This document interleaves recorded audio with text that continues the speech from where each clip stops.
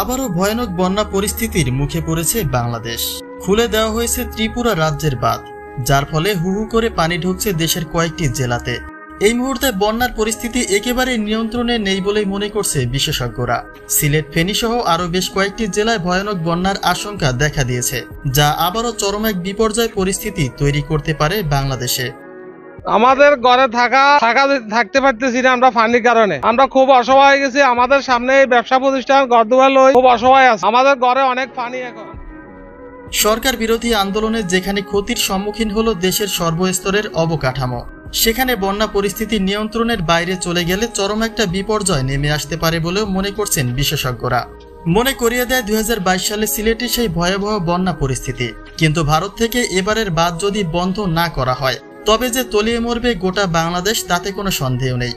ভারতের ত্রিপুরায় ভারী বৃষ্টি বর্ষণে বন্যার ফলে ছেড়ে দেওয়া হয়েছে ত্রিপুরা রাজ্যের বাঁধ, যা এই মুহূর্তে চরম একটা আতঙ্কে ফেলেছে বাংলাদেশকে।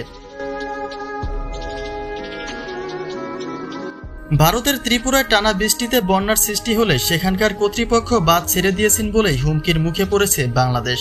জানা যায়, ত্রিপুরার ভেতর দিয়ে প্রবাহিত হয়ে হাওড়া নদী বাংলাদেশের ব্রাহ্মণবাড়িয়া জেলায়, ধলাই নদী মৌলভী বাজারে, মুহুরী নদী ফেনী জেলায় এবং খোয়াই নদী সিলেটে প্রবেশ করেছে। আর তার হাত ধরেই ডুবতে শুরু করেছে এসব অঞ্চলগুলি।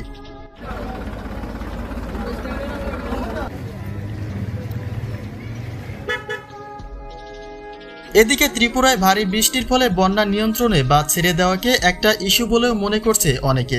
কেননা শেখ হাসিনার পদত্যাগের পরে নতুন সরকার গঠনে ভারতে ইলিশ মাছের রপ্তানি বন্ধ করেছে বাংলাদেশ।